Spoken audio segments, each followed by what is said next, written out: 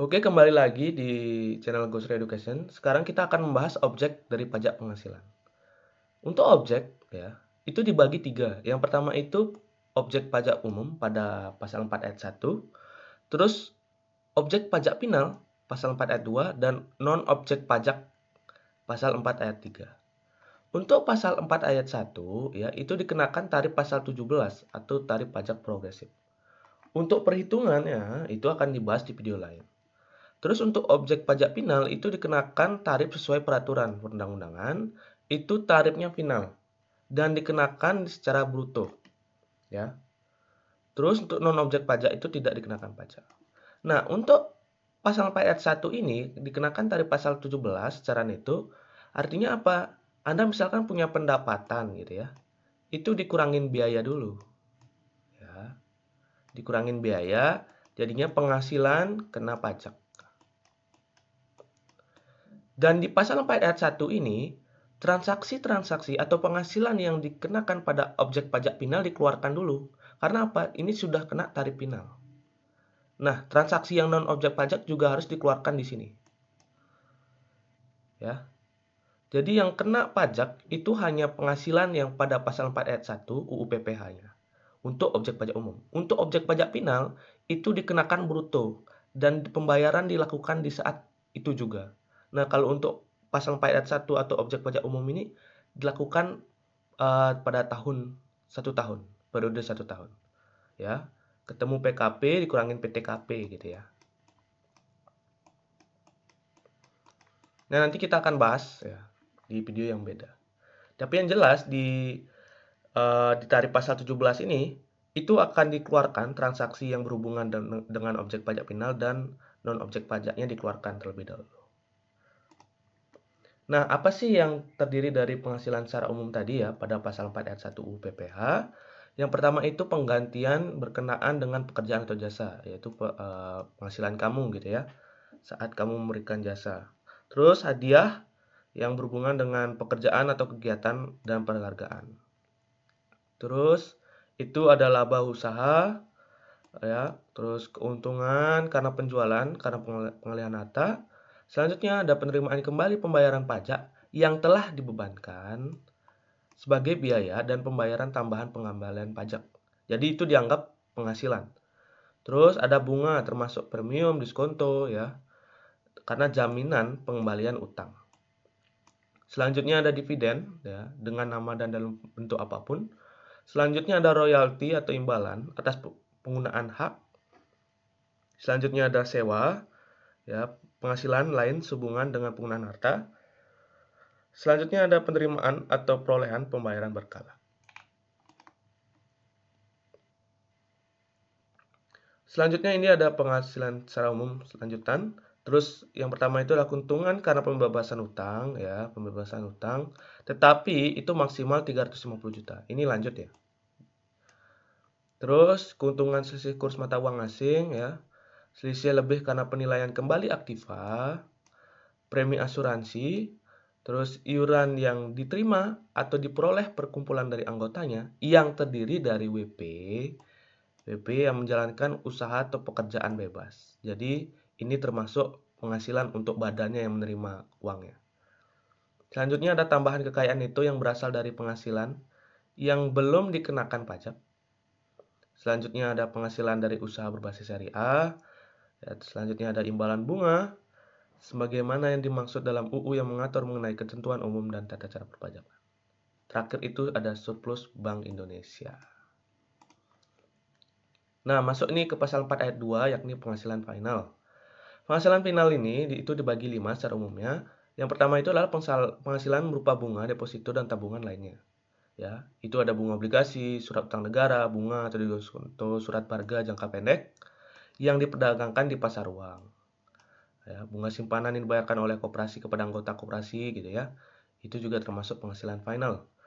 Selanjutnya itu ada penghasilan berupa hadiah undian. Nah, kalau yang tadi itu kan berkenaan dengan pekerjaan atau kegiatan gitu ya, atau penghargaan. Kalau di sini ya, yang ini penghasilan berupa hadiah undian ini pure karena keberuntungan gitu. Selanjutnya itu yang ketiga, penghasilan dari transaksi saham ya. transaksi derivatif yang diperdagangkan di bursa. Selanjutnya itu ada penghasilan dari transaksi pengalihan berupa tanah atau bangunan, ya. Kuncinya itu tanah dan bangunan, ya. Entah itu usaha jasa konstruksi, usaha real estate, hingga persewaan tanah atau bangunan itu masuk penghasilan final. Itu artinya apa? Pajaknya itu langsung dibayarkan. Tarifnya final dan bruto, tidak dikurangi biaya. Nah, selanjutnya itu 5. Penghasilan tertentu lainnya termasuk penghasilan dari usaha yang diterima atau diperoleh WP yang memiliki peredaran bruto tertentu. Ya, ini 4,8 miliar. Kita akan bahas sekarang. Oke. Nah, ini untuk tarif-tarifnya, ya. Pasal 4 ayat 2 ini penghasilan final. Jadi, kalian bisa lihat DPP-nya itu jumlah brutonya, ya. DPP-nya itu jumlah brutonya. Di entah itu bunga obligasi, ya kan. Terus hadiah undian dan sebagainya, itu jatuhnya dikalikan dengan jumlah brutonya. Artinya tidak dikurangi biaya, gitu ya. Biaya itu tidak diperhitungkan. Nah, ambil contoh kayak bunga atas deposito tabungan gitu ya. Anda punya misalkan keuntungan bunga gitu 10 juta gitu kan. 10 juta. 10 juta. 10 juta ini ya dikalikan dulu ya 20%. Sorry. Ya. 20% itu jadinya 2 juta. Nah, 2 juta ini kena pajak penghasilan final. Nah, pajak penghasilan final ini tidak lagi dianggap penghasilan pada pasal 4 ayat 1, yakni objek pajak umum. Jadi di tarif pasal 17, penghasilan yang ada di objek pajak final itu dikeluarkan karena apa? Sudah bayar pajak di penghasilan final. Supaya tidak double, ya kan? Misalkan kita terima ini pendapatan bunga, ya. Bunga tabungan gitu ya. Kita tidak masukkan lagi ke sini, gitu. Jadi transaksinya itu ya kita keluarkan karena pajaknya sudah dibayarkan, begitu. Ya, untuk hadiah undian itu 25% dikalikan jumlah brutonya. Terus bunga simpanan koperasi kalau kurang dari 240.000 itu dikenakan 0%, tidak kena pajak. Sedangkan kalau di atas 240.000 itu kena 10%. Untuk bunga obligasi ya, bunga obligasi itu 15% untuk wajib pajak dalam negeri dan badan usaha tetap dan 20% untuk wajib pajak luar negeri. Nah, untuk diskonto dari obligasi dengan kupon dan diskonto dari obligasi tanpa bunga itu 15% dan 20% masih sama, tapi DPP-nya berbeda. Ya. Untuk dengan kupon, DPP-nya itu selisih lebih harga jual di atas harga perolehan. Untuk tanpa bunga, selisih lebih harga jual di atas harga perolehan. Jadi ini perbedaannya dengan ini itu pada perhitungan DPP-nya. Selanjutnya ini ada bunga obligasi yang terima yang terperoleh WP yang terdaftar pada Badan Penguasaan Pasar Modal ya. Jadi 10%. Yang sudah terdaftar ya, yang terdaftar pada Badan Penguasaan Pasar Modal dan Lembaga Keuangan. Itu 10%. Selanjutnya itu ada penjualan saham di Bursa Efek. Kalau kamu transaksi saham, ya, kalau kita semua transaksi saham itu dikenakan 0,1%. Ya, dari jumlah brutonya. Misalkan itu kamu jual saham itu sebesar 10 juta gitu kan. Semuanya itu perhitungannya 10 juta. Nah, dikalikan aja 0,1%. Ya. Jadi 10.000 itu masuk ke penghasilan finalnya. Nah, kalau kamu transaksi saham punya kamu sendiri gitu ya, itu dikenakannya 0,5%. Ya, kalau dari 10 juta tadi itu berarti ini 50.000. 50.000. Nah, terus ada pengalihan tanah atau bangunan. Itu tarifnya 2,5%. 1% itu hanya untuk rumah susun atau rumah susun sederhana, ya. Untuk rumah susun dan rumah susun sederhana. Itu tarifnya 1%. Wajarnya 2,5%. Nah, 0% itu ya untuk pemerintah atau penugasan khusus pada BUMN atau BUMD. Untuk persewaan tanah atau bangunan, kalau kamu melakukan penyewaan gitu ya, itu tarifnya 10% dari jumlah brutonya. Untuk jasa konstruksi itu dipengaruhi oleh apakah penyedia jasanya itu memiliki sertifikat kompetensi atau tidak. Jika iya, ya, jika memiliki sertifikat kompetensi, maka tarifnya akan lebih kecil. Ya, bisa dibaca keterangannya. Sedangkan untuk 6% ya, itu tidak memiliki sertifikat badan usaha atau sertifikat kompetensi kerja untuk usaha orang perserorangan. Jadi dia tidak memiliki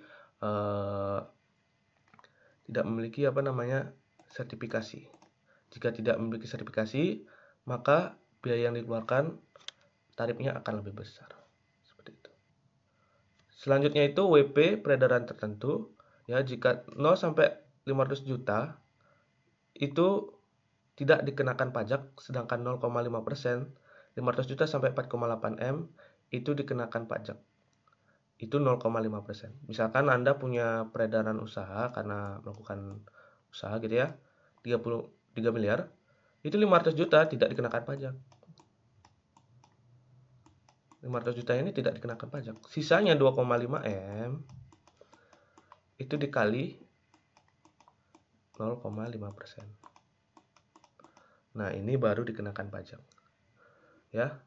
Jadi kalau Anda melakukan bisnis gitu ya, terus peredaran usahanya ya, pendapatan kotornya itu 500 juta gitu ya, itu tidak usah memikirkan pajak dulu gitu. Selanjutnya ada bukan objek pajak penghasilan, itu pasal 4 ayat 3 UU PPH ya. Yang pertama itu bantuan sumbangan ya, wajib keagamaan, terus hibah ya, entah itu keluarga saudara lurus, itu ada badan agama, pendidikan, sosial, dan bahkan orang pribadi UMKM ya, UMKM. Sorry, ini salah ketik. UMKM. Nah, sepanjang tidak ada usaha, pekerjaan, kepemilikan, penguasaan. Jadi tidak ada keterikatan. Selanjutnya itu ada warisan, terus harta termasuk setoran tunai sebagai pengganti permintaan modal. Terus itu ada natura kenikmatan yang meliputi makanan, minuman bagi seluruh pegawai, ya, seluruh pegawai.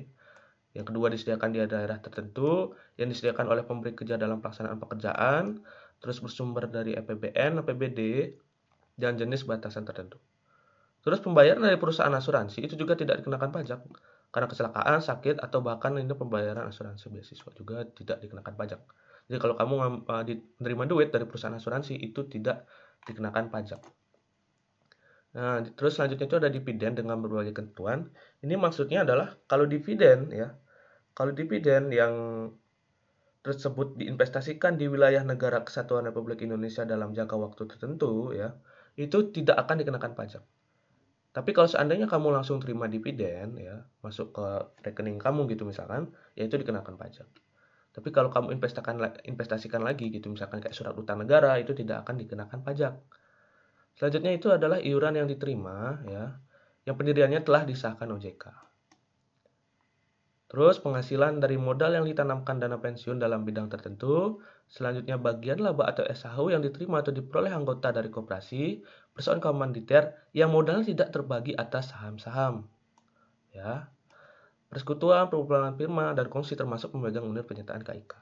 Ini maksudnya bagaimana? Karena misalkan ada badan, dia laba, ya kan? Laba. Ini sudah kena pajak, guys. Jadi badan ini, ya kan? Karena dia subjek pajak, labanya ini kena pajak, ya kan? Kena pajak sekian gitu loh. Karena ke subjek pajak PPH ini kan badan juga termasuk.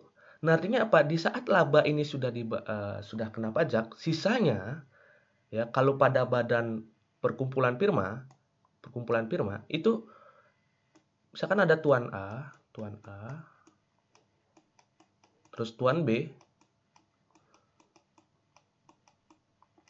Tuan A, tuan B ini akan misalkan kalau dikirim laba sisanya gitu ya, itu tidak akan dikenakan pajak. Kenapa? Labanya ini sudah dikenakan pajak tadi di badannya gitu.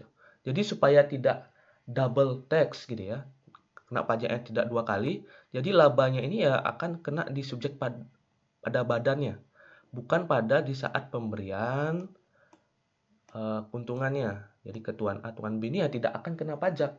Begitupun juga pada SHU ya. Sisa hasil usaha yang dibagikan diperoleh anggota dari koperasi juga sama sistemnya ini. Labanya itu di saat koperasinya yang kena pajak. Badan koperasi yang kena pajak. Bukan saat pembagian SHU-nya, ya. Beda ya sama bunga. Kalau bunga itu beda lagi. Kalau SHU itu kan keuntungan yang diperoleh dari operasional. Begitupun juga perkumpulan firma. Labanya yang kena pajak, bukan di saat distribusi keuntungannya. Oke? Selanjutnya ya, ada penghasilan diterima perusahaan modal Ventura. Ya. eh, untuk badan yang ini syaratnya itu adalah perusahaan mikro. Jadi misalkan ada perusahaan modal Ventura gitu ya, menginvestasikan uangnya ke perusahaan mikro UMKM gitu ya, dengan sektor-sektor usaha tertentu yang diatur di PMK Peraturan Menteri Keuangan, itu tidak akan dikenakan pajak. Jadi misalkan Anda punya perusahaan modal Ventura gitu ya. Dan itu kan perusahaan modal Ventura itu kan gabungan-gabungan modal gitu ya dari orang-orang. Nah, misalkan kalau diinvestasikan ke UMKM itu tidak akan dikenakan pajak seperti itu, ya. Terus selanjutnya itu sahamnya tidak diperdagangkan di BEI. Oke, lanjut. Terus ada bantuan atau santunan yang dibayarkan oleh Badan Penyelenggara Jaminan ya sosial pada wajib pajak tertentu. Terus selanjutnya ada BPIH itu tidak akan dikenakan pajak ya, haji. Terus sisa lebih yang diterima atau diperoleh lembaga sosial, instansi yang membidanginya, yang ditanamkan kembali dalam jangka 4 tahun. Ya, jadi artinya apa? Misalkan ini ada badan ya, badan A itu eh, beroperasi mengenai tentang keagamaan gitu ya, sosial keagamaan. Nah, kalau seandainya dia punya laba keuntungan gitu ya, entah itu dari hibah dan sebagainya gitu ya, atau dari keuntungan penjualan apa gitu ya, misalkan dia dapatnya 3 miliar gitu ya. Itu tidak akan dikenakan pajak. Kalau seandainya selama 4 tahun itu diinvestasikan lagi atau ditanamkan kembali pada bentuk sarana prasarana sosial dan keagamaan. Gitu. Nah, ini juga berpengaruh pada pendidikan juga seperti ya. Sama dia, ya. Jadi kalau seandainya lebih dari 5 tahun bagaimana? Kalau 5 tahun ya, kalau sudah 5 tahun ini kena pajak. Intinya adalah kalau di bawah 4 tahun atau sama dengan 4 tahun itu tidak akan dikenakan pajak. Seperti itu. Oke, ya mungkin itu aja yang bisa saya bahas untuk video kali ini. Untuk perhitungan ya kompensasi terus eh, perhitungan pajak penghasilan orang pribadi akan dibahas video berikutnya.